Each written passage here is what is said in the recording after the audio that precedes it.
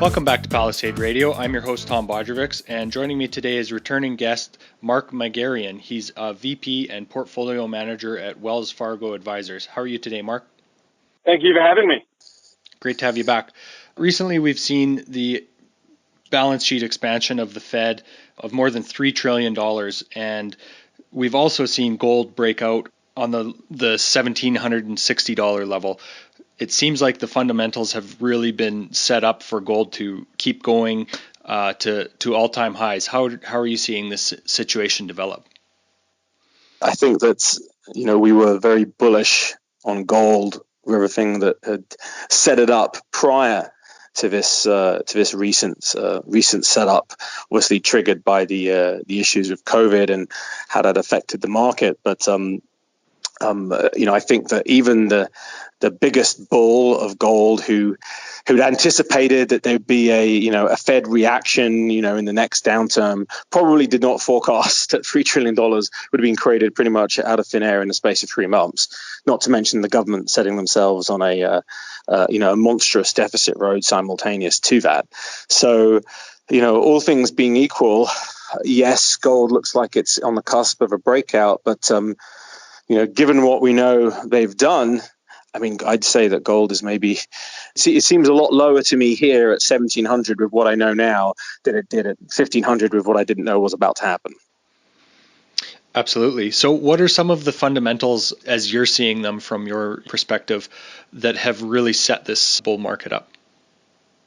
Well, I remember,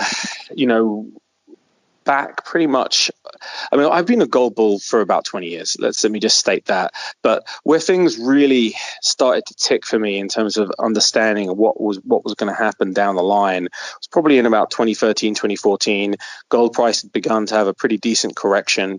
And you started to see a lot of physical gold flow out of the Western vaults and go to China. And you saw, it basically being replaced with paper claims on the Western side of the ledger.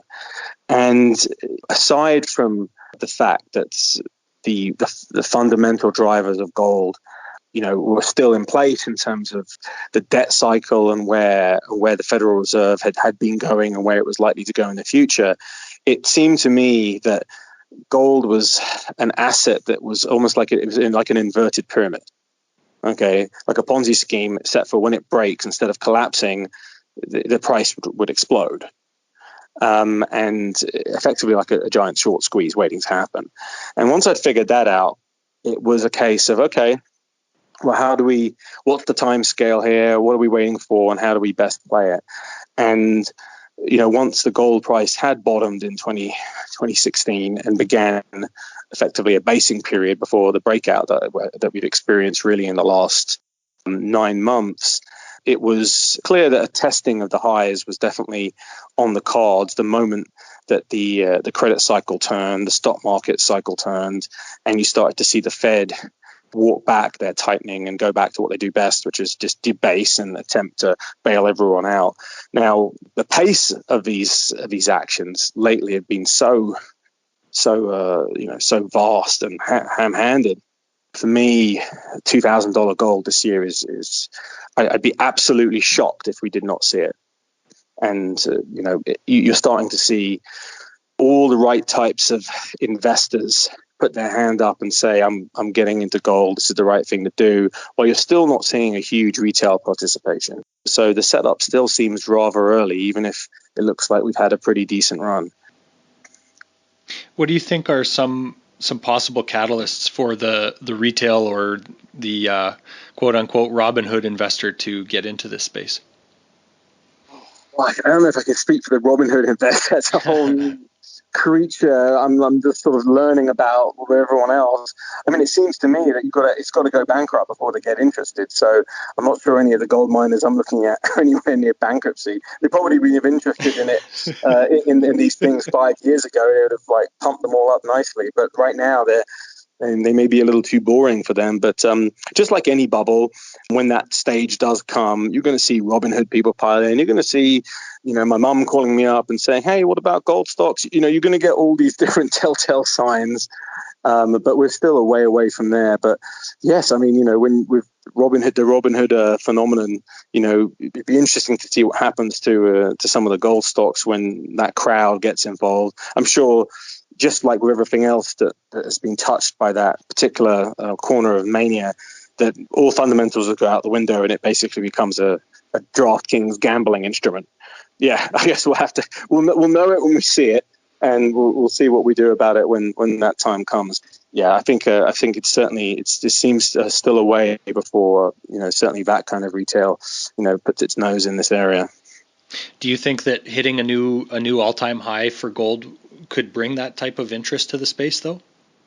Yes, I mean, I think a new all-time high in gold is going to bring a lot of interest to the space. I think that if there's one thing we've gotten from all the different situations, let me just describe it as that, all the different situations going on right now in the world, that herd mentality is alive and well in the human race, and we're just as inconsistent with our decision making in periods of fear or mob mania than we ever have been. That's all well and good, and that certainly suggests that just like always, when people don't want to buy gold today, but of course when it hits a new all-time high, everyone suddenly wants in because they like to look at it and look in the rearview mirror and go, oh yeah, I wish I'd done that. Mark said so. Let's go do it now. It's like, well, probably when gold smashed 2000, it's probably going to take a breather. I mean, even with that not being my long-term top forecast or anything, but gold goes through its own waves just like any other asset, and I'm sure when it finally does punch through and everyone piles in, there'll probably need to be a little bit of a digestion period. But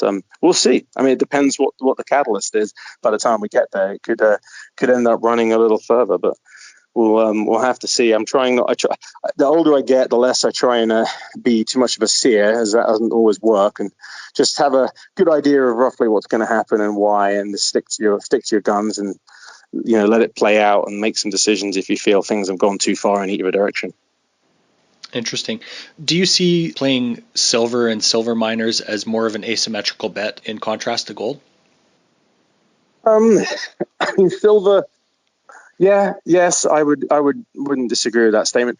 I do think that silver obviously offers a lot more leverage.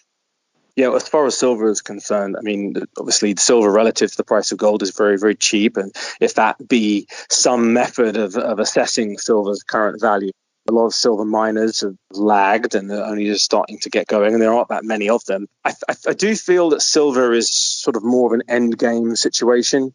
Either it's probably the best, it's probably going to do the best relative to gold in a very inflationary end game, or just simply when these Robin Hooders show up, or there's a big mania, silver tends to get the action. It's smaller, it's more easily moved, and some of the big blow-offs we've seen in history, silver's done some pretty crazy stuff before then, obviously having big corrections too. So I kind of have a portion in the silver pace as sort of an option of sorts, a perpetual option that whenever silver becomes the flavor of the month, I'm going to make some extra beta there and hopefully be smart enough to know when to sell. But I certainly think silver, certainly here still represents pretty good value from an investment perspective. So as you're talking about the structure of how you put your portfolio together, how do you go about thinking about actually investing in gold? Are you more interested in the big producers? Are you interested in the explorers? How do you go about making those decisions? Okay, well, at heart, I'm a value investor and I like cash flow. I want to be able to identify that the jurisdiction is safe enough, that the reserves are big enough, the management are legit and are engaged and are doing the right thing, and that ultimately the company spits out free cash flow, and that the multiple to that free cash flow is appropriate. So that's pretty much where I start with any investment, and definitely so in terms of the mining space. Now, sure, there are going to be exploration plays that do fantastic, but they are honestly, I'm not a geologist, so I don't pretend to understand every single thing one would need to understand about some of these explorers where there's very little information. But when a company's making money, it isn't that hard to understand. And with good management, they can explain and predict what one should be expecting out of the mine and what kind of cash flows you should expect. My focus is definitely more on the sort of the medium and large producers, but with a sprinkle of some of the smaller producing companies with some silver in there. It just helps me sleep at night, and I'm not going to wake up and one of these things has just died. So that's been where my focus is, and certainly more than the physical, just because the miners are still so cheap, relatively speaking. And given the valuations and what we think gold could well do, there's still huge upside in these names, even if it's not as exciting as that 5-lettered stock I've never heard of, which is exploring in Tanzania. But hopefully it works out. Interesting, Mark. As you're speaking about trying to sleep at night and being comfortable with the investments, could you give us a little bit about how your investor psychology has changed over the years and maybe some of the lessons you've learned? Oh, well, the lessons are endless, to be honest. I think having a good fundamental idea about something is not as relevant as beating the Dow when things aren't going well. The average investor doesn't care about how good the idea is, or it doesn't have very much patience. If their friends telling them about how they're up, X amount in the S&P or the Dow, and you're not doing as well because you're investing in gold, they're not that interested anymore. So certainly timing is something which, one always aspires to be better at. But thankfully, the time is certainly now as far as this area is today.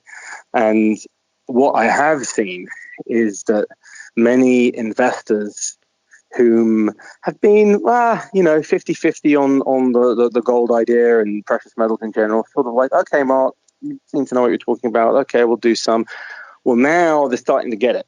Now they're sending me links to articles about the dollar, about gold, about the Federal Reserve balance sheet. People are waking up and are seeing that, whoa, hang on a second.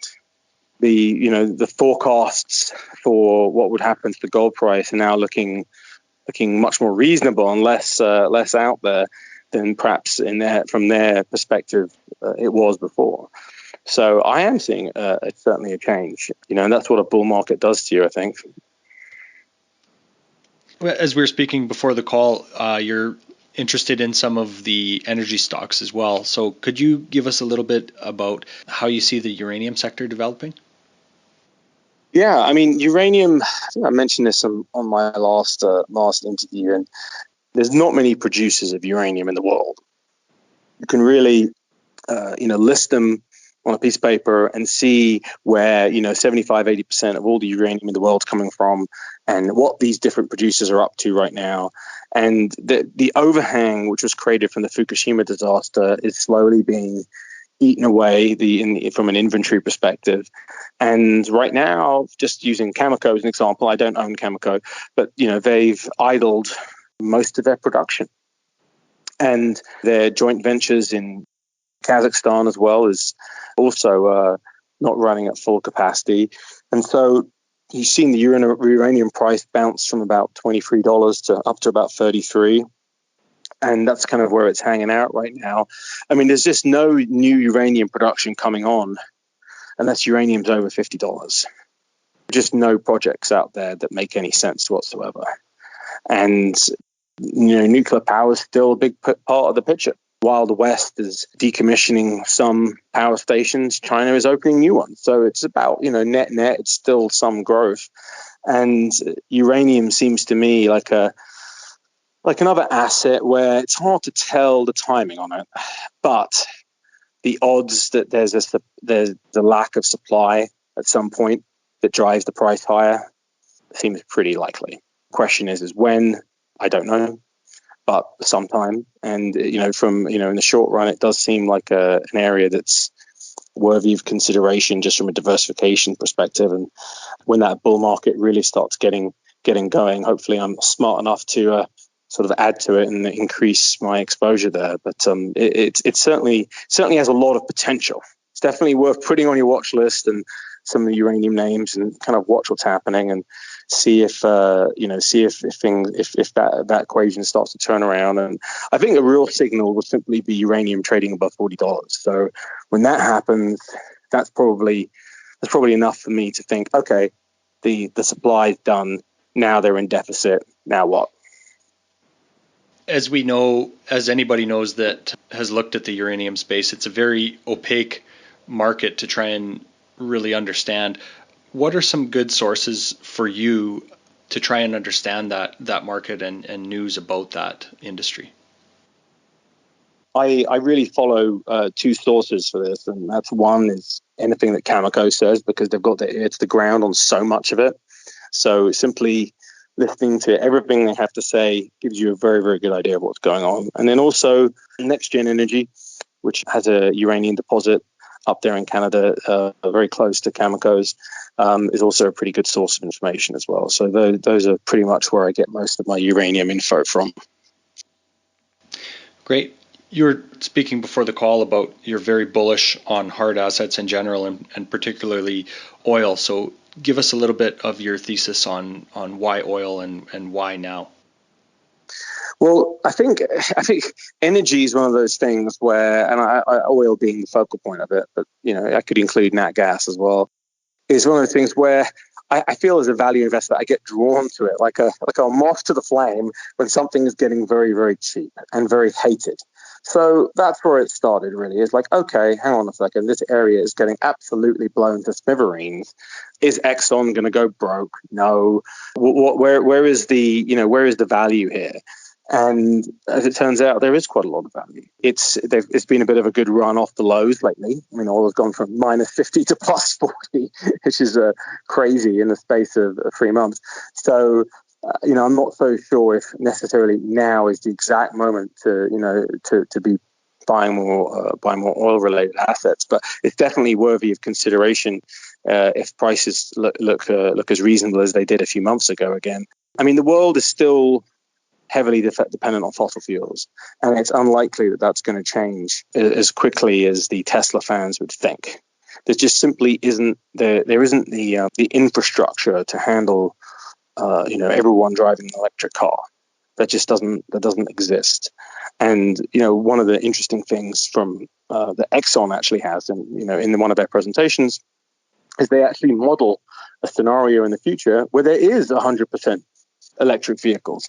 And you'd be surprised at how much oil still needs to be consumed even with that. Oil gets used in a lot of stuff. And so there isn't this world where we're driving electric cars and now suddenly oil's out. That's it. We're never going to frack a well again. So when you've taken that into account, you're like, okay, well, it's not going to go away.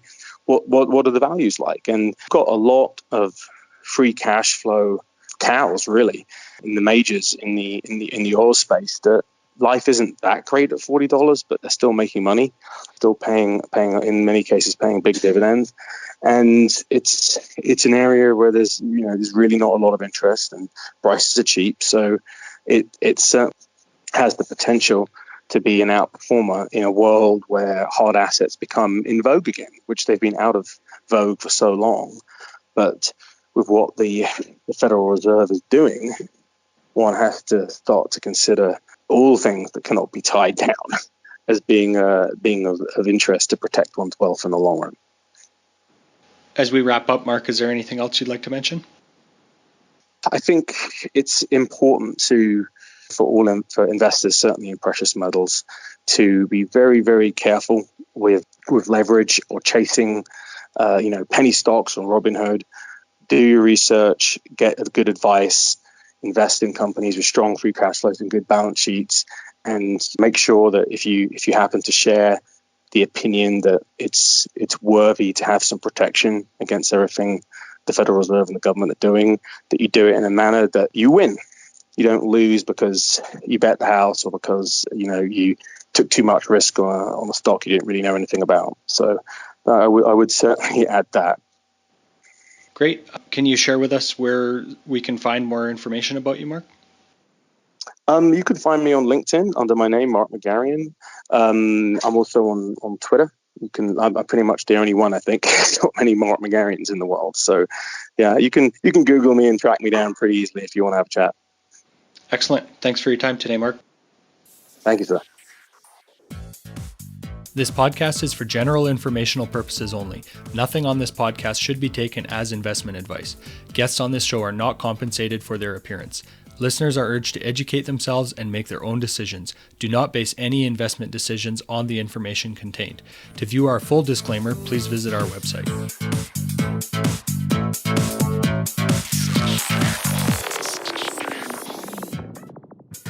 Think you understand the junior mining sector and you think that the participants in the mining sector, junior mining sector, are good people and kind people, hit the bid. How violent that term could be, it actually could be quite violent. It could be a rip your face off uranium rally. And the world is always going to need raw materials. It's going to need copper and gold and nickel and so forth. Totally destabilized. Hey, Troll, did you hear what's going on in Yemen?